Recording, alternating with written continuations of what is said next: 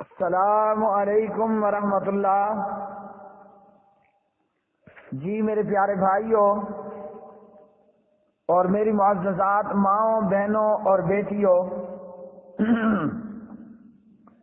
بلوغ المرام کتاب الجامع سبق نمبر ہے 30۔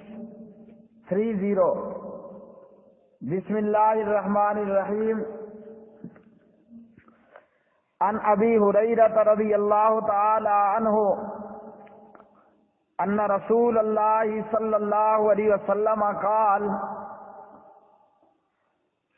اتدرون ما الغیبۃ قالوا اللہ ورسولہ اعلم قال ذکر اخاک بما یکرہ قال افرأیت ان کان فی اخی ما اقول قال ان کان فیہ ما تقول فقد اغتبتہ وان لم یکن فیہ فقد بہتہ اخرجہ مسلم۔ سیدنا ابو ہریرہ رضی اللہ تعالی عنہ اس حدیث کے راوی ہیں۔ پیارے نبی صلی اللہ علیہ وسلم نے فرمایا، تمہیں معلوم ہے کہ غیبت کس کو کہتے ہیں؟ صحابہ نے عرض کی، اللہ اور اس کا رسول ہی بہتر جانتے ہیں۔ آپ صلی اللہ علیہ وسلم نے فرمایا، غیبت یہ ہے کہ تو اپنے بھائی کا تذکرہ اس طور پر کرے، اس طریقے پر کرے جو کہ تیرے بھائی کو ناپسند ہو۔ کسی شخص نے پیارے نبی سے پوچھا، جو بات میں کہتا ہوں اگر وہ میرے بھائی میں پائی جائے تو، یعنی میں کوئی ایسی بات نہیں کر رہا جس کا حقیقت سے کوئی تعلق نہیں ہے، بلکہ میں وہ کہتا ہوں جو کہ اس کے اندر موجود ہو۔ تو پیارے نبی صلی اللہ علیہ وسلم نے فرمایا، جو بات تم کہہ رہے ہو اپنے بھائی کے متعلق اگر وہ اس میں پائی جاتی ہے تو یقیناً یہی اس کی غیبت ہے، یعنی پیٹھ پیچھے اس کی برائیاں لوگوں میں عام کرنا، بیان کرنا، لوگوں کو آگاہ کرنا۔ پیارے نبی فرماتے ہیں، اگر وہ اس میں نہ ہو جو تو اپنے بھائی کے متعلق بات کر رہا ہے، اگر وہ سرے سے اس میں موجود ہی نہیں ہے تو پھر تو نے اپنے بھائی پر بہتان لگایا ہے۔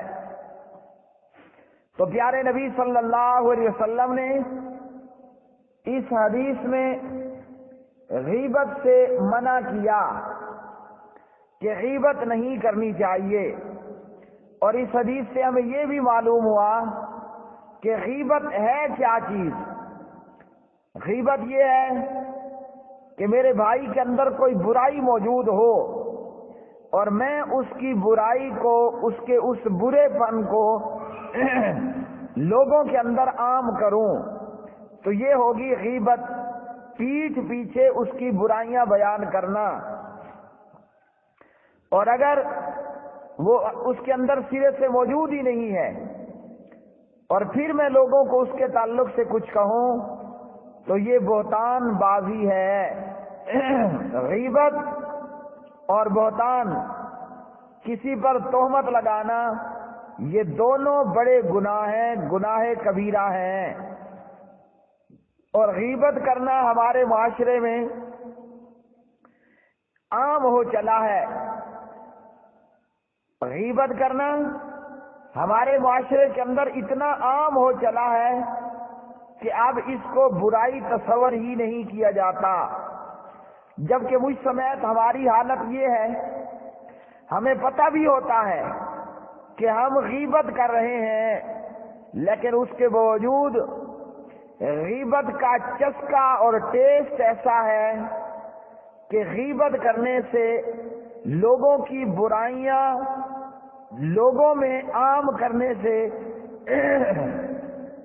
ہم ذرہ برابر بھی دیر نہیں کرتے ہیں، جبکہ ایسا کرنے سے پیارے نبی صلی اللہ علیہ وسلم نے بھی اور اللہ کے قرآن نے بھی منع کیا کہ غیبت نہیں کرنی۔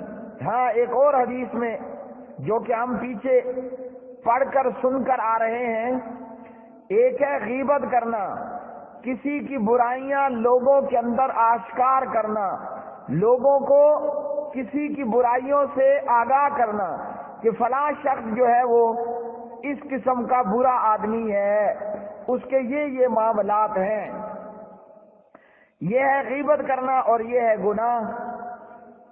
جبکہ اس کے مقابلے میں پیارے نبی نے ہمیں تعلیم کیا دی ہے؟ تعلیم یہ دی، من ستر مسلمن سترہ اللہ، جو بندہ کسی اپنے مسلمان بھائی کے عیبوں پر پردہ ڈال کر رکھے گا تو اللہ سبحانہ و تعالیٰ اس کے عیبوں پر پردہ ڈالے گا۔ آج اگر ہم کسی کی غیبت کر کے اس کی چادر اتار رہے ہیں، لوگوں میں اس کے گناہ کو عام کر رہے ہیں، اس کی پیٹھ پیچھے اس کی برائیاں بیان کرتے ہیں، تو جب ہم کسی کے پردے اٹھائیں گے، ہم بھی گنہگار ہیں، کل ہمارے بھی کوئی پردے اٹھائے گا۔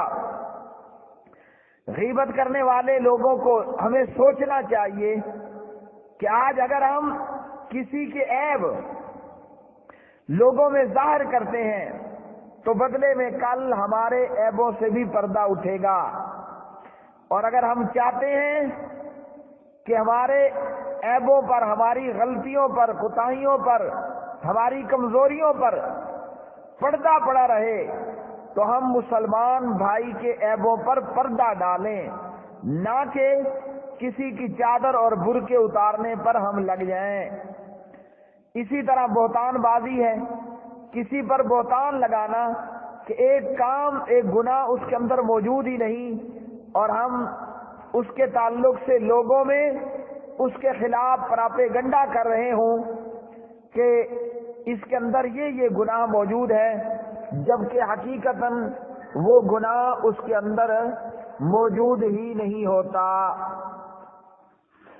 غیبت انسان کے عیبوں کا ظاہر کرنا لوگوں کے سامنے، چاہے وہ اس کے جسم سے متعلق ہوں، اسی طرح اس کے اخلاق اور آداب وغیرہ وغیرہ کے تعلق سے ہوں، تو یہ تمام چیزیں غیبت ہیں اور یہ کام نہیں کرنا ہے۔ قرآن مجید فرقان حمید نے غیبت کے تعلق سے ہمیں یہ تنبیہ کی ہے اور یہ ممانعت کی ہے، اعوذ باللہ من الشیطان الرجیم، وَلَا يَغْتَبْ بَعْضُكُمْ بَعْضًا، کوئی تم میں سے کسی دوسرے کی غیبت نہ کرے۔ أَيُحِبُّ أَحَدُكُمْ، کیا غیبت کرنے والا یہ پسند کرتا ہے أَن يَأْكُلَ لَحْمَ أَخِيهِ مَيْتًا، کہ اپنے مردہ بھائی کا گوشت کھائے، فَكَرِهْتُمُوهُ، اللہ رب العالمین فرماتے ہیں تم اسے ناپسند کرتے ہو، وَاتَّقُوا اللَّهَ، اللہ کا تقوی اختیار کرو، ان اللہ تواب الرحیم، بے شک اللہ سبحانہ و تعالی بہت توبہ قبول کرنے والا، نہایت رحم کرنے والا ہے۔ تو قرآن مجید فرقان حمید نے بھی غیبت کرنے سے منع کیا ہے اور فرمایا کہ غیبت کرنا ایسا ہے جیسے کوئی اپنے مرے ہوئے بھائی کا گوشت کھانے لگ جائے۔ ہم سب کو چاہیے کہ کسی کی غیبت بھی نہ کریں اور کسی پر تہمت بھی نہ لگائیں، بہتان بازی بھی نہ کریں۔ ہاں، یہاں یہ چیز سمجھنا ضروری ہے کہ جو بندہ شیطان صفت ہے، جس کے شر سے لوگ محفوظ نہیں ہیں، وہ چاہے اہل بدعت ہو، اہل شرک ہو، کوئی چور ڈاکو ہو جو آتے جاتے قافلوں کو اور لوگوں کو لوٹ لیتا ہو تو اس کے متعلق سے لوگوں کو آگاہ کرنا کہ فلاں راستے سے نہیں جاؤ، راستے میں فلاں بن فلاں ڈاکو ہے، چور ہے، فلاں قبیلہ چور ہے، اور اسی طرح فلاں بندے کے پاس جا کر علم مت لو، اس کے بیان مت سنو، کیوں کہ وہ شرک و بدعات کی دعوت دینے والا ہے، تو یہ غیبت میں نہیں آئے گا، بلکہ یہ ایک مسلمان کی خیر خواہی ہے کہ ہم اسے بتائیں کہ ایسے لوگوں سے اور ایسے فرقوں سے اور ان لوگوں سے اپنے آپ کو بچا کر رکھنا کہ جن کا مفسد فی الارض ہونا، زمین میں فساد کرنے والا ہونا ہو، تو ایسے لوگوں کے تعلق سے لوگوں کو آگاہ کرنا کہ ان جیسے لوگوں سے بچ کر رہو۔ اگلی حدیث عن ابی ہریرہ رضی اللہ تعالی عنہ قال قال رسول اللہ صلی اللہ علیہ وسلم لا تحاسدوا ولا تناجشوا ولا تباغضوا ولا تدابروا ولا يبيع بعضكم على بيع بعض وكونوا عباد الله اخوانا المسلم اخو المسلم لا يظلمه ولا يخذله ولا يحقره التقوى ها هنا ويشير الى صدره 3 مرات بحسب امرئ من الشر ان يحقر اخاه المسلم كل المسلم على المسلم حرام دمه وماله وعرضه اخرجه مسلم۔ حضرت ابو ہریرہ رضی اللہ تعالی عنہ راوی ہیں، پیارے نبی محمد الرسول اللہ صلی اللہ علیہ وسلم نے فرمایا ایک دوسرے سے حسد مت کرو، اسی طرح قیمتیں نہ بڑھاؤ، یعنی دھوکہ دینے کے لیے بولیاں مت لگاؤ، ایک دوسرے سے بغض نہ رکھو، ایک دوسرے سے بے رخی اختیار نہ کرو، ایک دوسرے کے سودے پر سودا نہ کرو۔ اللہ کے بندو آپس میں بھائی بھائی بن جاؤ، مسلمان مسلمان کا بھائی ہے، مسلمان مسلمان کا بھائی ہے، نہ اپنے بھائی پر ظلم کرتا ہے، نہ اپنے بھائی کو بے یار و مددگار چھوڑتا ہے، نہ مسلمان اپنے مسلمان بھائی کو حقیر سمجھتا ہے۔ اور آپ نے اپنے سینے کی طرف اشارہ کر کے فرمایا، پیارے نبی نے اپنے سینے اپنے دل کی طرف اشارہ کر کے فرمایا، 3 مرتبہ آپ نے یہ ارشاد کیا، فرمایا تقویٰ یہاں ہے۔ کسی آدمی کے لیے بس اتنی برائی ہی کافی ہے، کسی آدمی کے لیے اتنی برائی ہی کافی ہے کہ وہ اپنے مسلمان بھائی کو حقیر سمجھے، گھٹیا اور کمتر سمجھے۔ ہر مسلمان کا دوسرے مسلمان پر خون، مال اور عزت و آبرو حرام ہے۔ پیارے نبی صلی اللہ علیہ وسلم نے اس حدیث میں حسد کرنے سے بھی منع کیا ہے، اور پیچھے بھی ہم نے ایک روایت پڑھی کہ ایاکم والحسد، حسد کرنے سے بچو، حسد نہیں کرنا ہے۔ پیارے نبی صلی اللہ علیہ وسلم نے اس حدیث میں قیمتیں نہ بڑھاؤ اس سے بھی منع کیا۔ اس سے مراد کیا ہے؟ اس سے مراد یہ ہے کہ ایک آدمی کسی سامان کی قیمت بولی دے کر بڑھاتا ہے، اس کا مقصد، بولی دینے والے کا مقصد خریداری کرنا نہیں ہوتا، دوسرے خریداروں کو دھوکہ دینے کے لیے اور اکسانے کے لیے وہ کہتا ہے، پہلا بندہ کہے گا یہ 10 روپے کا، دوسرا کہے گا میں 12 میں لیتا ہوں، وہ کہے گا 12 کا، تیسرا کہے گا میں 15 میں لیتا ہوں، اب یہ بولی لگانے والا کہے گا 15 15 15، ایک اور آئے گا کہے گا میں 25 دیتا ہوں، یہ کہے گا 25 25 25۔ اب ان میں سے لینے والے کم ہیں، اس فراڈیے کے ساتھ فراڈی 2-4 لگے کھڑے ہیں، 2-4 منٹ بعد بولی پر بولی لگا رہے ہیں۔ یوں ہوتا کیا ہے، 12 15 100 50 150 2000، جہاں جا کر اس کی دل کرتا ہے وہ دے دیتا ہے، اور 100 کی چیز 100 کی چیز جا بکتی ہے 200 پر، 100 کی چیز 200 پر بیچ رہے ہوتے ہیں۔ تو نبی صلی اللہ علیہ وسلم نے دھوکے دینے کے لیے بولی قیمتیں بڑھانے سے بھی منع کیا۔ آپ نے فرمایا بغض مت رکھو، مسلمان کے لیے اپنے سینے میں بغض نہ رکھے۔ اشداء علی الکفار رحماء بینہم، مسلمان کے سینے میں بغض ہونا چاہیے شیطان اور شیطان کے پجاریوں کے خلاف۔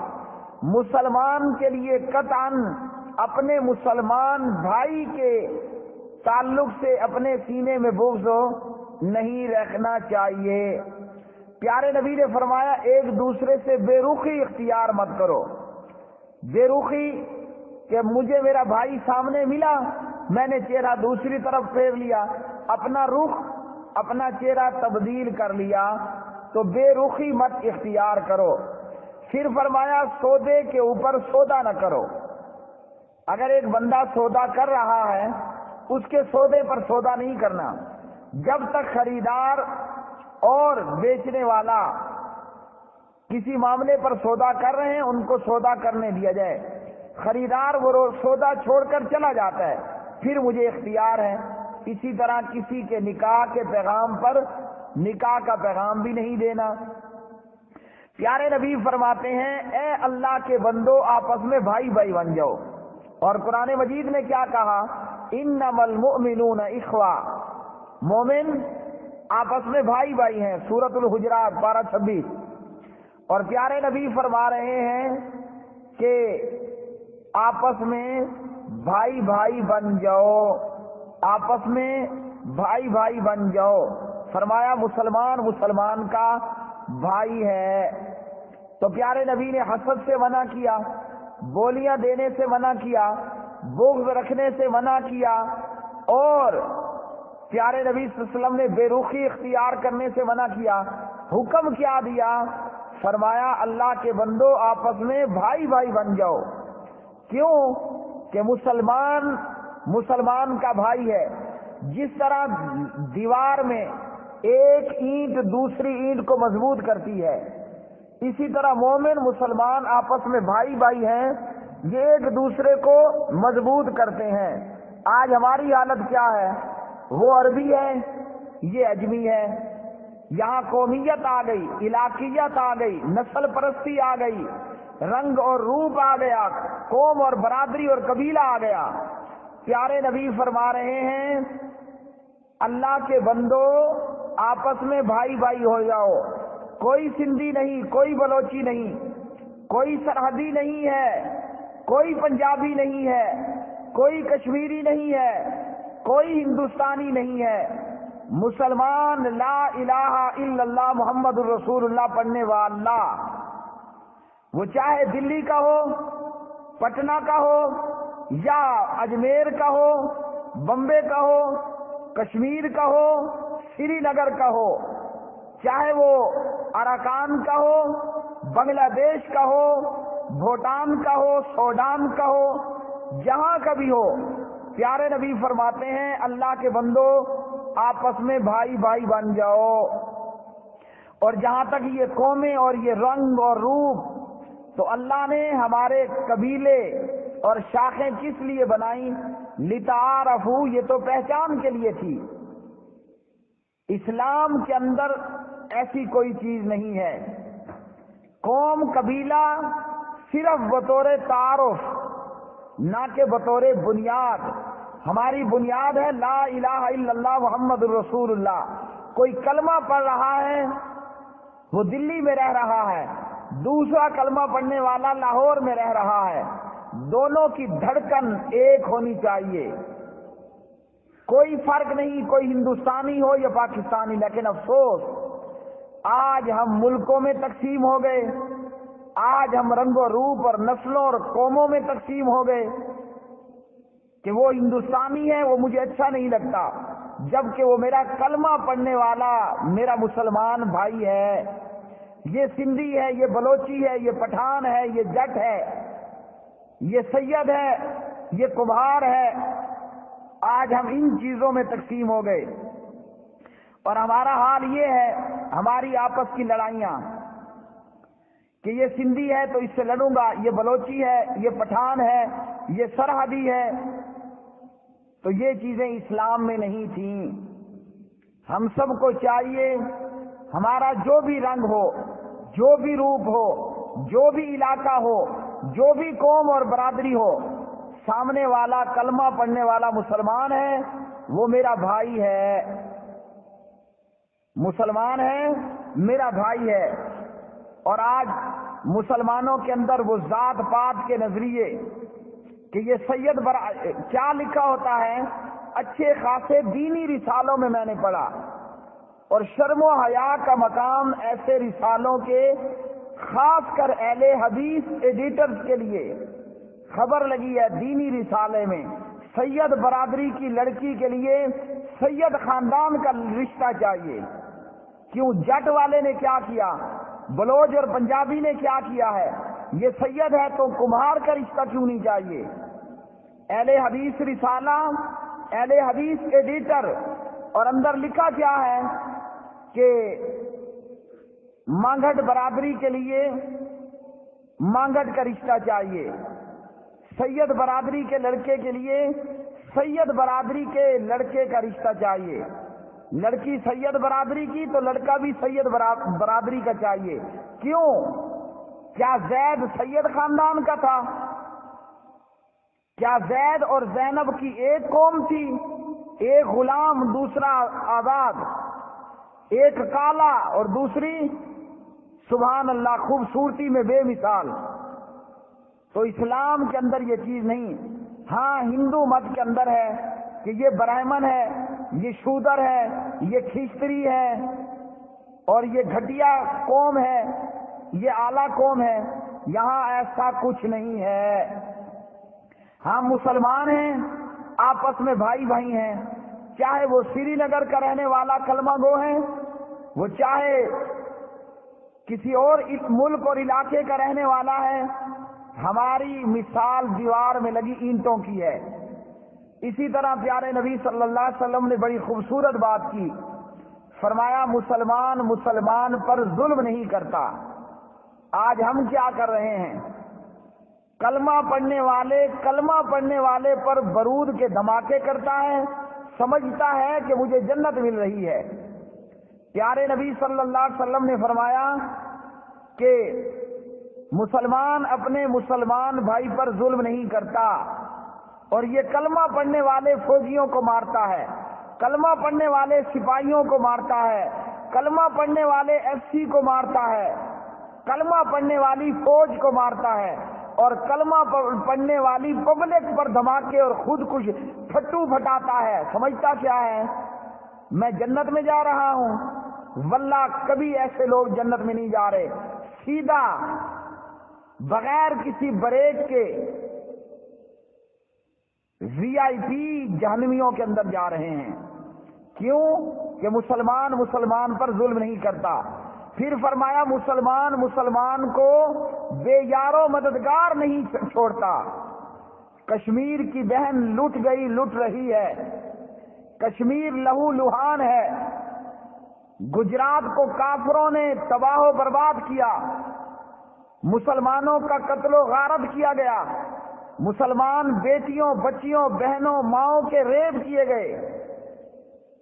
اسی طرح افغانستان جل رہا ہے، شام جل رہا ہے، عراق جل رہا ہے، فلسطین جل رہا ہے، اور میں اپنے گھر آرام سے بیٹھا ہوں، فتوے دے رہا ہوں کہ ابھی جہاد فرض نہیں ہوا۔ اللہ کے رسول فرما رہے ہیں صحیح مسلم کی حدیث میں، راوی ابو ہریرہ ہیں رضی اللہ تعالیٰ عنہ، فرمایا کہ مسلمان اپنے مسلمان بھائی کو بے یار و مددگار نہیں چھوڑتا۔ میرے پڑوس میں کشمیر میں مسلمان قتل کر دیے گئے، عزتیں لوٹ لی گئی، مساجد تباہ کر دیے گئے، ماؤں کے سروں سے دوپٹے چھین لیے گئے، اور آزاد فضاؤں میں سانس لینے والا یہ مولوی کہہ رہا ہے کشمیر کا جہاد جہاد فی سبیل اللہ نہیں ہے۔ پیارے نبی نے تو فرمایا تھا مسلمان کو بے یار و مددگار نہیں چھوڑتا۔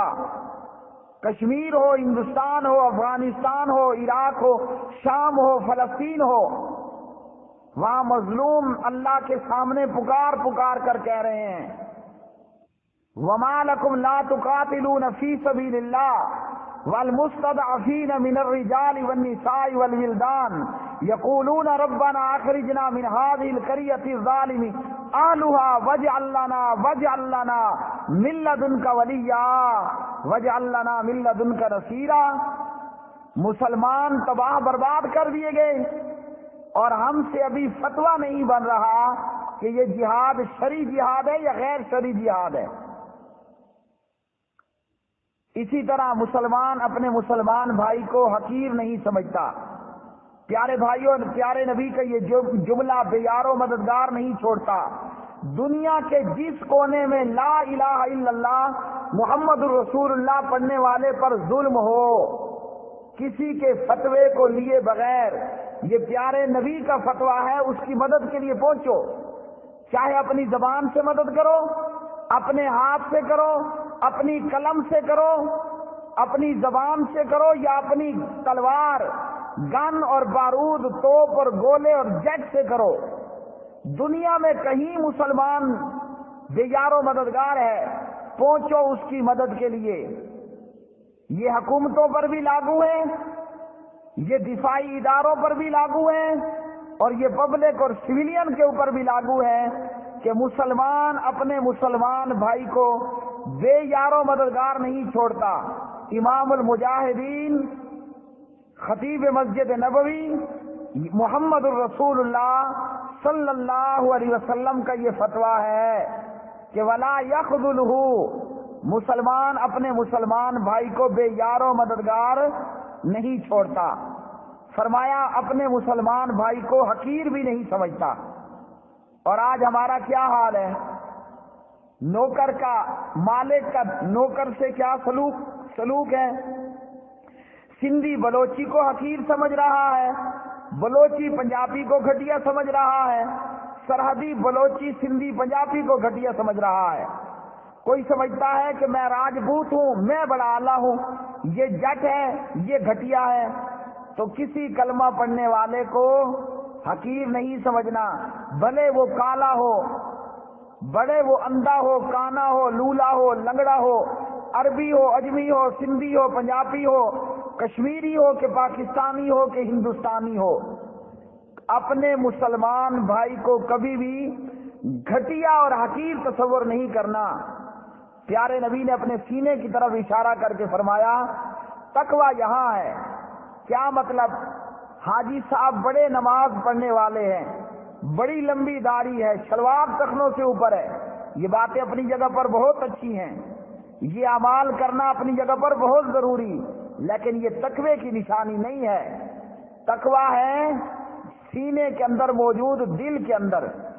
اگر دل بیمار ہے، اوپر کا شیپ جتنا خوبصورت کیوں نہ ہو بیکار ہے، اور اگر دل تندرست ہے، اس کے اندر اللہ کا خوف اور ڈر اور تقویٰ موجود ہے، اور اوپری شیپ بھی اچھا ہے، تو سونے پہ سہاگا ہے۔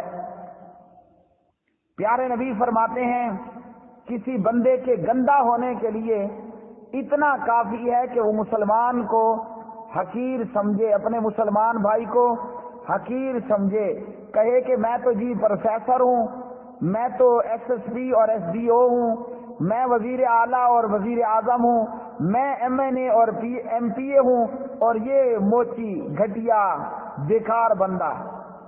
تو بندے کے گندا ہونے کے لیے، برا ہونے کے لیے اتنا کافی ہے کہ وہ اپنے مسلمان بھائی کو حقیر سمجھے، چاہے گورا کالے کو حقیر سمجھے، آنکھوں والا اندھا لولے لنگڑے کو حقیر سمجھے۔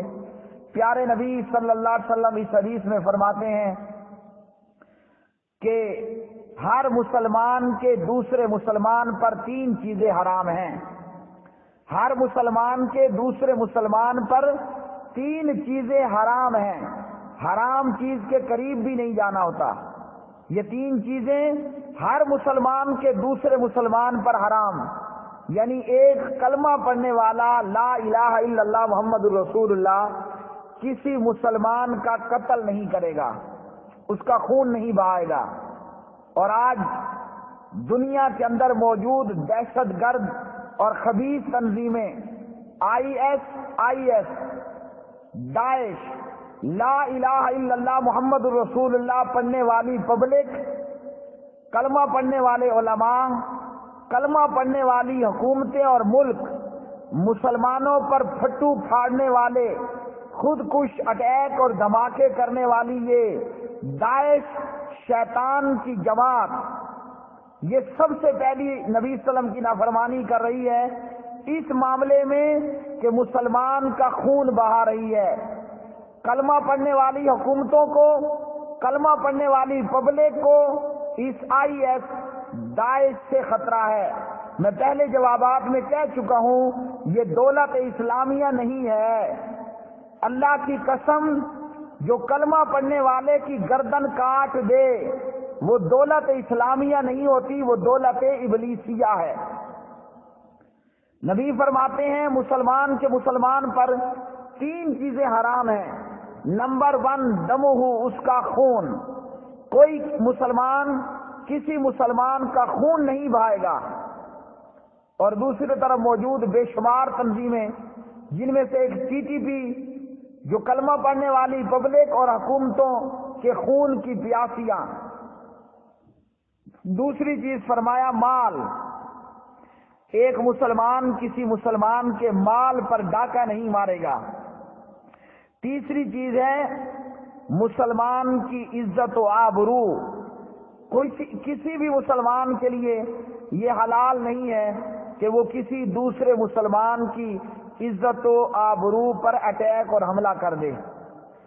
تو پیارے بھائیوں، اس حدیث سے ہمیں یہ معلوم ہوا کہ داعش ایک شیطانی جماعت ہے جو کلمہ پڑھنے والوں کا خون بہاتی ہے، کلمہ پڑھنے والوں کے مال و اسباب کو لوٹتی ہے، اور کلمہ پڑھنے والی بیٹیوں اور بہنوں کو لونڈیاں بنا کر بازاروں میں بیچتی ہے۔ اللہ وحدہ لا شریک سے دعا ہے، اللہ خالق و مالک، اللہ مستوی علی العرش، ہمیں اپنے پیارے نبی محمد مصطفیٰ احمد مجتبی محمد بن عبداللہ بن عبد المطلب محمد الرسول اللہ صلی اللہ علیہ وسلم کی سیرت طیبہ کو عام کرنے اور اس پر عمل کرنے کی توفیق عطا فرمائے۔ بلوغ المرام کتاب الجامع میں سے یہ سبق نمبر 330 تھا۔ وما علینا الا البلاغ المبین۔